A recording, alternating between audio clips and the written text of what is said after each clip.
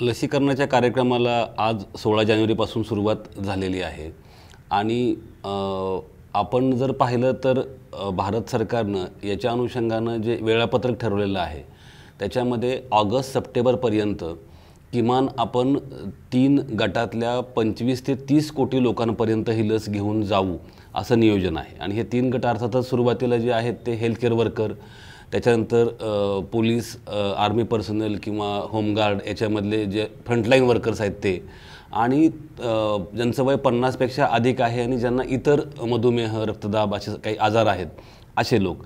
तर साधारणपणे त्याचा जो एक अंदाजे लोकसंख्या आहे ती 30 कोटीच्या आसपास आहे।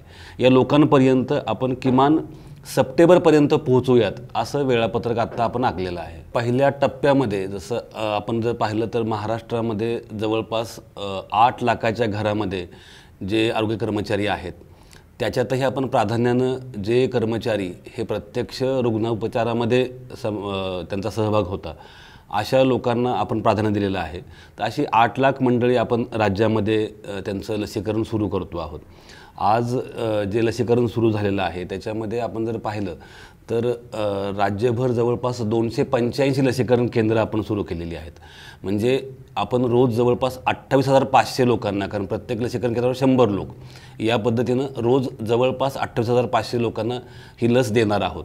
आणि या पद्धतीनं स्वाभाविकपणे 8 लाख लोकांना कव्हर करण्याकरता जो वेळ लागेल तितका काळ ही लसीकरण केंद्र आपली काम करत राहतील। आणि त्याच्यानंतर लसीची उपलब्धता आणि पुढचे वेळापत्रक जे आहे ते वेळोवेळी त्याच्यामध्ये बदल होतील, त्याच्या अनुषंगाने काही सूचना केंद्रीय सरकार देईल आणि त्याच्यानुसार ते आपण पुढे जात राहू।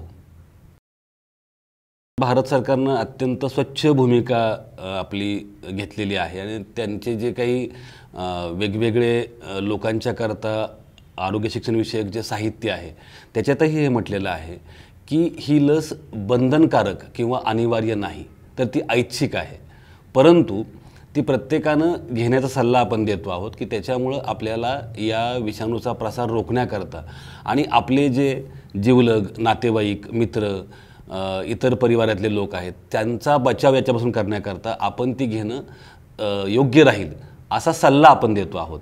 परंतु या लसीचं स्वरूप हे ऐच्छिकच असणार आहे, ते कुठंही अनिवार्य किंवा बंधनकारक नाही। आपण ठरवलेलं आहे की मुळामध्ये 18 वर्षाच्या खालील व्यक्तींकरता ही लस नाही, क्रमांक 1।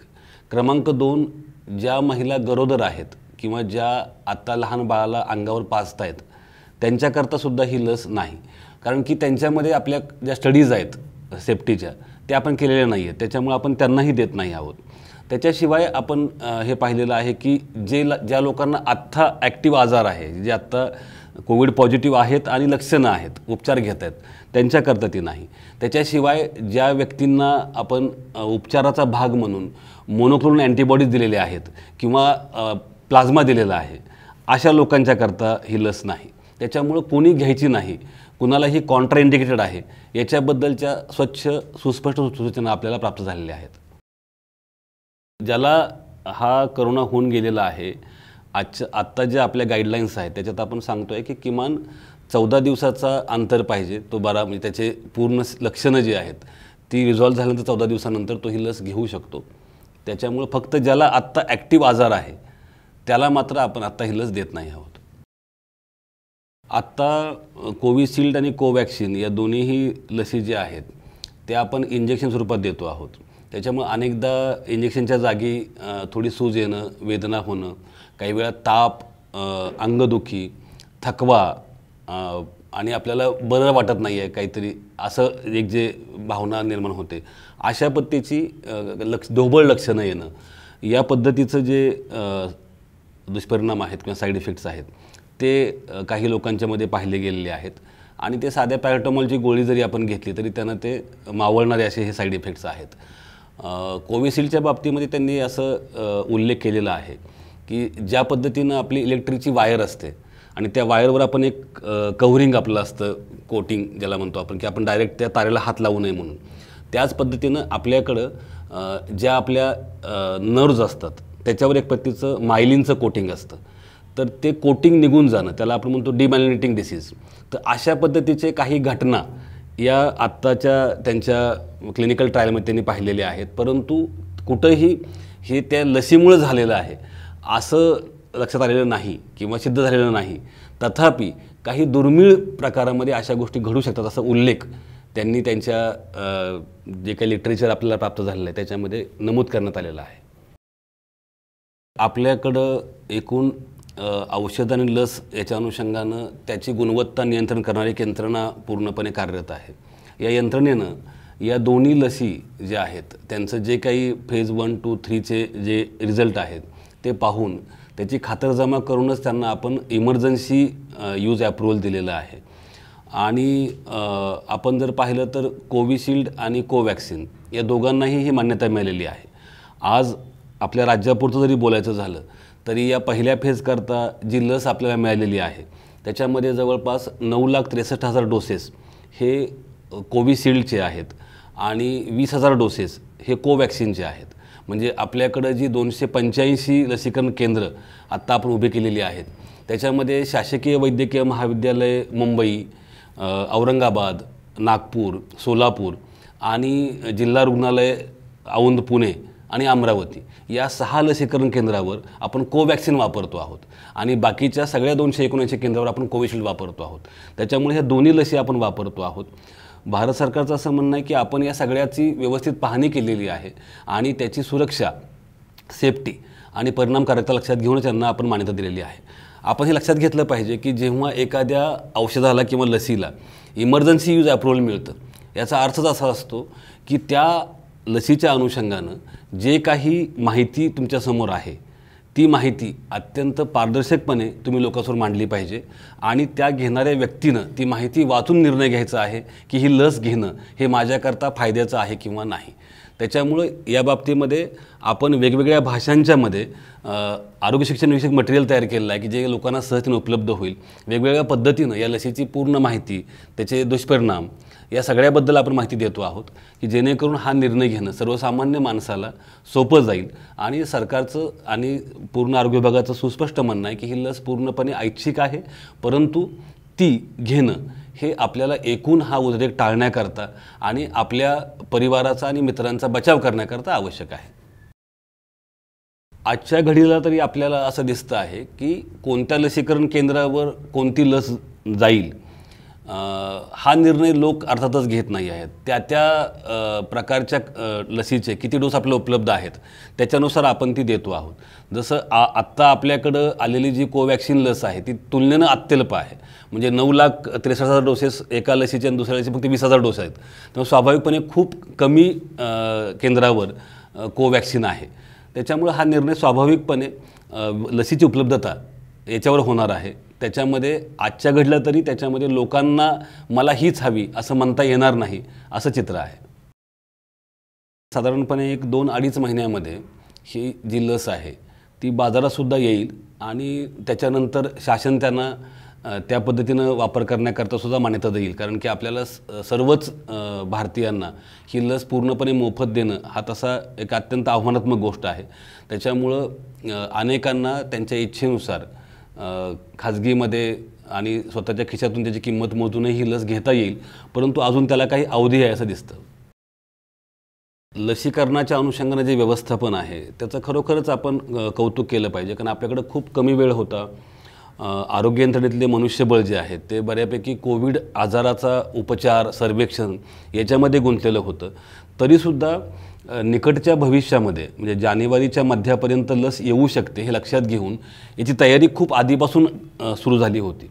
आणि त्याच्यामुळं कोविनसारखं ॲप असेल, लोकांचं नोंदणी असेल, या सगळी तयारी म्हणजे केंद्राच्या राज्यासोबतच्या किमान 25 व्हर्च्युअल मीटिंग्ज याच्या अनुषंगानं झालेल्या आहेत.